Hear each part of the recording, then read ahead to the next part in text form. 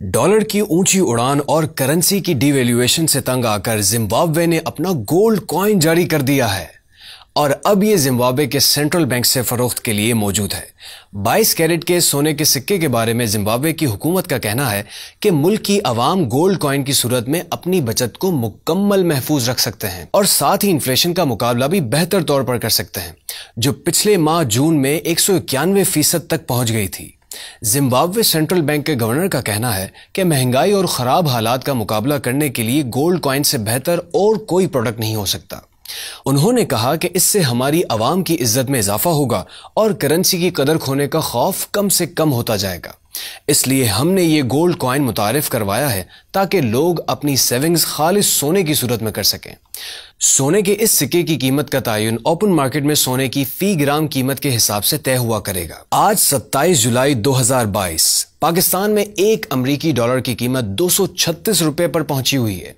यह कैसा जालिमाना बैनुल अक़वामी निज़ाम है कि हमसे हजारों मील दूर एक रियासत का मरकजी बैंक शरह सूद बढ़ाता है और पूरी दुनिया की करेंसियां मुतासिर होती हैं।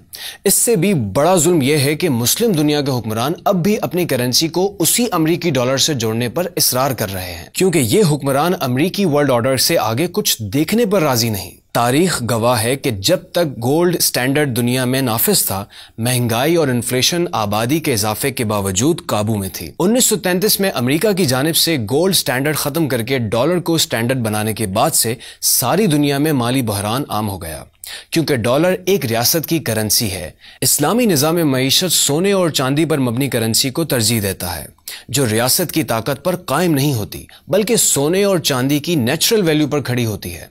बस रियासत ताकतवर हो या कमजोर, उसकी रिट हो या नहीं, और हत्ता के रियासत मौजूद हो या नापैद, दीनार और दिरहम की वैल्यू में कोई फर्क नहीं आता, क्योंकि सोना और चांदी हर जगह सोना और चांदी है जो अपनी मुस्तहकम कदर रखता है।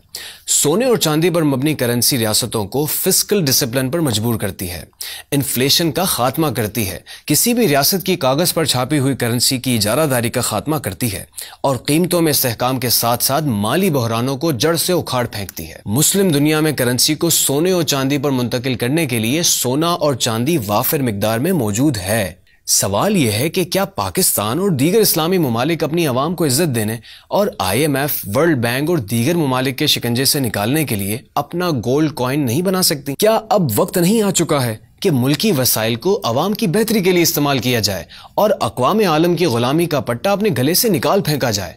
न सिर्फ सोचिए बल्कि गोल्ड स्टैंडर्ड नाफिज करवाने के लिए पूरी कुव्वत से आवाज उठाइए, ताकि पाकिस्तान महंगाई और आलमी कुव्वतों के चुंगल से निकलने में कामयाब हो जाए।